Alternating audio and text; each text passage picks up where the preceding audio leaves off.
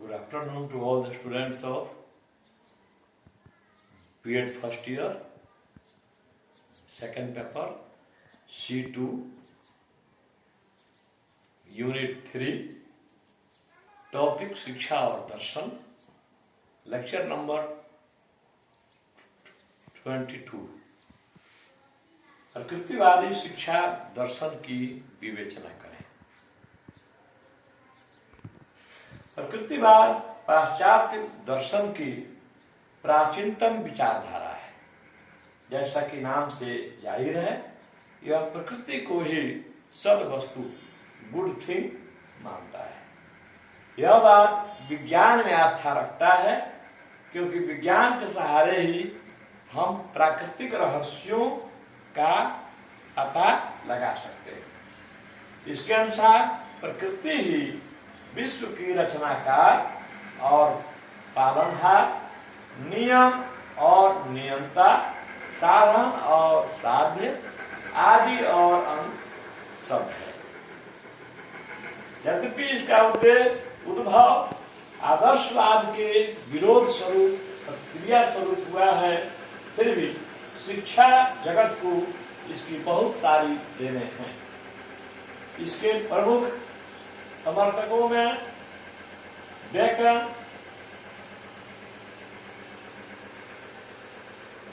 अरस्तु, Rousseau, Comte, Hobbes, Darwin, Lamarck, Huxley, Herbert Spencer, Comenius इत्यादि हैं।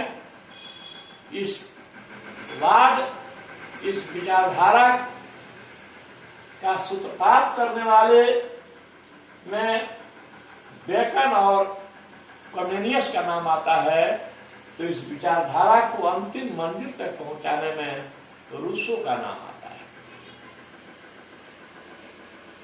अब है प्रकृतिवादी दर्शन एक। इसको 3 पुस्तकों में रखकर अध्ययन किया जाता है। इसके पहले भी हम लोग चर्चा किए हैं। तत्व मीमांसा, ज्ञान मीमांसा, मूल्य मीमांसा। तत्व मीमांसा में है पदार्थ जगत का आधार है, प्रकृति ही सब कुछ है, प्रकृति के अलावे और कुछ नहीं। तीसरा है आत्मा भी पदार्थ का ही अंश है। यह प्रकृतिवाद आध्यात्मिकता या नैतिकता के विरुद्ध है।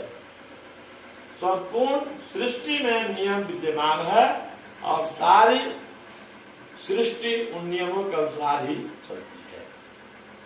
दूसरा है ज्ञान मीमांसा। इसमें है प्रकृति का ज्ञान ही वास्तविक ज्ञान है। मानव जीवन का लक्ष्य प्रकृति का ज्ञान प्राप्त करना है। यह ज्ञान इन इंद्रियों के द्वारा ही संभव है। तीसरा है मूल्य मीमांसा। मूल्य प्रकृति में ही विद्यमान है। सामाजिक मूल्यों को यह बात अस्वीकार करता है। सुख का सर्वोच्च स्थान है और नेक्स्ट कोई आध्यात्मिक या नैतिक बंधन नहीं है। बी में है प्रकृतिवाद के मूल सिद्धांत। इसमें है भौतिक संसार जिसमें हम रहते हैं, जिसको देखते हैं, जिसका अनुभव करते हैं, वही सत्य है।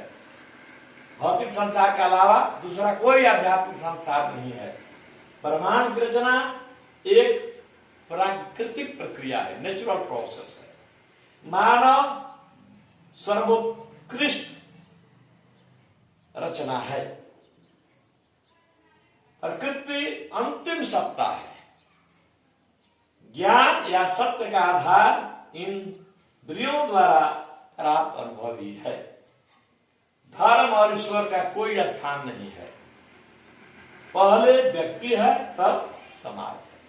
शिक्षा बालक के लिए है, बालक शिक्षा के लिए नहीं है। नेक्स्ट है सी, प्रकृतिवादी शिक्षा की विशेषताएं। बाल केंद्रित शिक्षा। 2 में प्रकृति का अनुसरण, फॉलो टू नेचर। आज मनुष्य दुखी इसलिए है क्योंकि उसने प्रकृति से अपना नाता तोड़ लिया है। इसलिए रूसो कहता है बैक टू नेचर। तीसरा है यह प्रकृतिवाद पुस्तकीय ज्ञान का, किताबी ज्ञान का विरोध करता है। यह चौथा, निषेधात्मक शिक्षा पर जोर देता है, बालक को क्या क्या नहीं करना है। पांचवा, इंद्रिय प्रशिक्षण पर जोर, हमारी जो इंद्रियां हैं उनको कैसे प्रशिक्षित किया जाए इस पर जोर देता है। मनोविज्ञान पर आधारित यह वाद है, बालक की स्वतंत्रता का इसमें भरपूर स्थान है। यह स्व शिक्षा पर, बालक बालिकाओं की शिक्षा पर, साथ साथ पढ़ने पर जोर देता है। नेक्स्ट है प्रकृतिवादी शिक्षा के उद्देश्य। प्रकृतिवादी शिक्षा का उद्देश्य है बालक को जीवन संघर्ष के लिए तैयार करना। दूसरा, सुख प्रदान करना। तीसरा, मनुष्य मूलतः पशु के समान है, उसकी मूल प्रवृत्तियां पशु के समान है, तो बालक की मूल प्रवृत्तियों का शोधन करना। चौथा है वातावरण के साथ समायोजन और उसके अनुरूप अपने को ढालना। पांचवा है नैसर्गिक शक्तियों का विकास, प्राकृतिक शक्तियों का विकास। छठा है आत्मसंतोष, संरक्षण में सहयोग, व्यक्तित्व का स्वतंत्र विकास। अब आएंगे ई में, प्रकृतिवाद एवं पाठ्यक्रम। मानव क्रिया एक तरफ है, एक तरफ विषय है। आत्म संरक्षण के लिए है शरीर एवं स्वास्थ्य विज्ञान। जीवन की आवश्यकता के लिए है भौतिकी, गणित, भूगोल। संतान के पालन पोषण के लिए गृह विज्ञान, शरीर विज्ञान। सामाजिक एवं राजनीतिक संबंधों की स्थापना हेतु इतिहास, अर्थशास्त्र, समाजशास्त्र। संस्कृति संबंधी ज्ञान के लिए कला, भाषा सहित विषयों का पाठ्यक्रम में समावेश।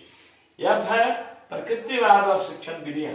इसमें है करके सीखना, लर्निंग बाय डूइंग। अनुभव द्वारा सीखना, अनुभव कैसे होगा? इंद्रियों द्वारा।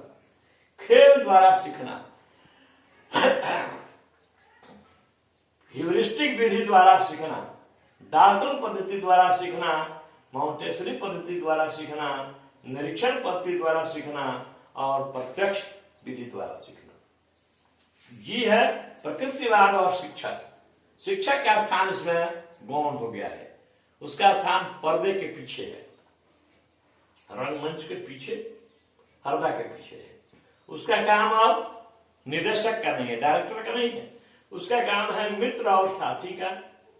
बालकों के स्वतंत्रता में कम से कम हस्तक्षेप करने वाला, बालकों के पढ़ने के लिए सुविधा दाता के रूप में है। और यह बात मानता है कि प्रकृति ही वास्तविक शिक्षक है और दूसरा कोई शिक्षक नहीं कर सकता है। प्रकृतिवाद और बालक, शिक्षा प्रक्रिया का केंद्र बिंदु बालक है, या इस प्रक्रिया में सबसे आगे बालक है। शिक्षा बालक के लिए है, बालक शिक्षक के लिए नहीं है। अब है प्रकृतिवाद और अनुशासन। यह प्रकृतिवाद शारीरिक दंड का पूर्णतः विरोधी है। गलती करने पर प्रकृति स्वयं दंड देगी, शिक्षक को दंड नहीं देना है। बच्चे प्राकृतिक परिणामों द्वारा स्वतः दंडित होंगे। स्पेंसर द्वारा प्रतिपादित हेडोनिस्टिक थ्योरी या सुख दुख का सिद्धांत प्रभावशाली है। इसमें क्या है कि बच्चा अगर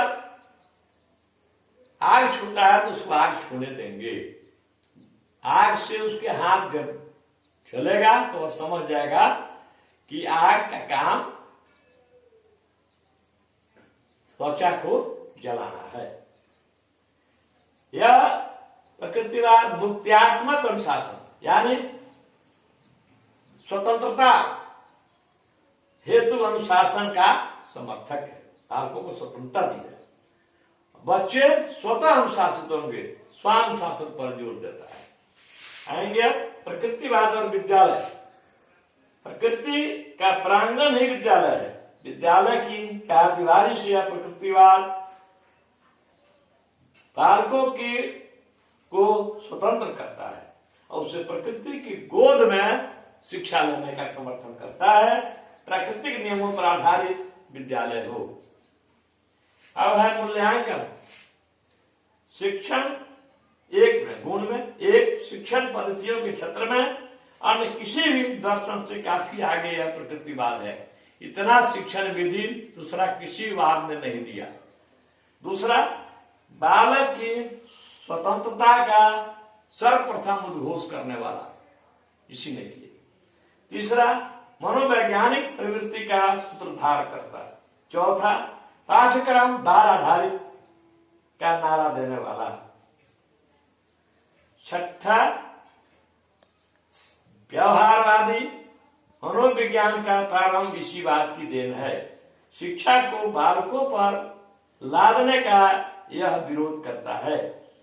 सबसे बड़ी देन यह है कि इसने वैज्ञानिक विषयों का पाठ्यक्रम में समावेश पर जोर दिया। नेक्स्ट है, पुस्तकीय शिक्षा या ज्ञान का इसने विरोध किया। नौवां है, स्व शिक्षा पर जोर दिया, बालक बालिकाओं को साथ साथ बैठाकर शिक्षा दी जाए।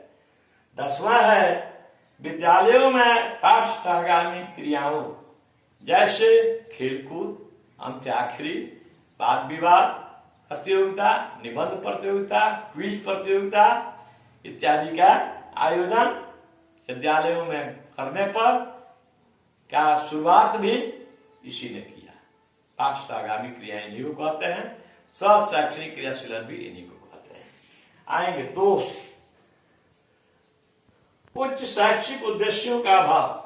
इसका जो उद्देश्य दिया हुआ है उसमें उच्चतर उद्देश्यों का अभाव है। दूसरा है, भविष्य की अपेक्षा वर्तमान पर अधिक जोर। तीसरा है, स्वतंत्रता पर आवश्यकता से अधिक जोर। चौथा है, साहित्यिक विषयों का गौण स्थान हो गया है। पांचवा, पुस्तक विरोधी, जबकि पुस्तकें अनुभव, ज्ञान और संस्कृति के भंडार है जिनको उपेक्षा सर्वथा अनुचित है। छठा, आध्यात्मिक पक्ष पूर्णतः उपेक्षित है जबकि इसके बिना जीवन अधूरा है। सातवां, शिक्षक का गौण स्थान भी अनुचित है। प्राकृतिक परिणामों द्वारा अनुशासन की बात अमानवीय भी हो सकती है। इसका अर्थ है बच्चा अगर सांप को छूने जा रहा है विषधर को तो उसको छोड़ देना चाहिए, तो सांप जब काट ही लेगा बच्चा मर ही जाएगा, तो फिर उसको शिक्षा कब मिलेगी, कहाँ मिलेगी। नेक्स्ट है, प्रकृतिवाद निषेधात्मक शिक्षा का पक्षधर है। क्या क्या नहीं करना चाहिए, लेकिन क्या करना चाहिए, क्या सीखना चाहिए, इसका जिक्र इसमें नहीं किया गया, इसकी व्याख्या नहीं की गई है। उपयुक्त दोषों के बावजूद भी प्रकृतिवाद ने शिक्षण विधियों के क्षेत्र में बहुत सारी संकल्पनाएं दी हैं जो शिक्षा जगत के लिए निश्चय ही बहुत सराहनीय और प्रशंसनीय रहेगा।